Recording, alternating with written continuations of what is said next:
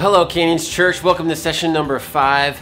This week we've been using the SOAP acronym: Scripture, Observation, Application, and Prayer, to draw closer to Jesus, to come up with action plans for us to apply so that we can see Jesus working in our life, so that we can understand His motivation for instructing us and coaching us is because He loves us.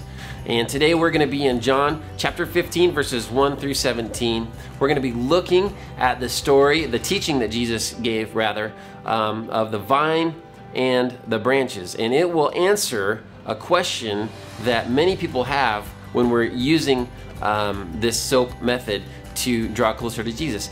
It can be very difficult to come up with an action plan from the philosophy.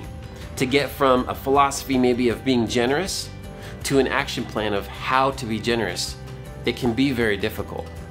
All right, so here it is, John 15, verses 1 through 17. In verse 5, Jesus says gives us a picture of a relationship between us and Him, and between Him and the Father. He says, look, I am the vine, you are the branches.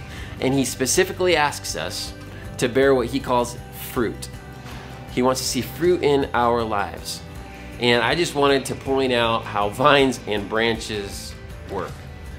Those grapes don't actually benefit the vine or the branches, do they?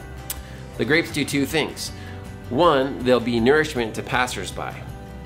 The second thing that they do is the grapes will fall to the ground and produce another grapevine. They will reproduce. And those are really the two things that fruit does, that Jesus is asking us to do as well.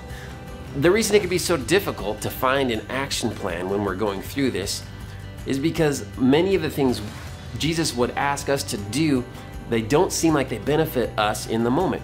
But nonetheless, that is what it is to be a follower of Jesus. We're going to do the things that He did and hopefully bear some fruit like He bore. So there it is, quick and easy. That's session number 5. The vine and the branches. Go ahead and spend some time reading and writing and applying and praying through this. And I can't wait to see what God's going to do through you and in you.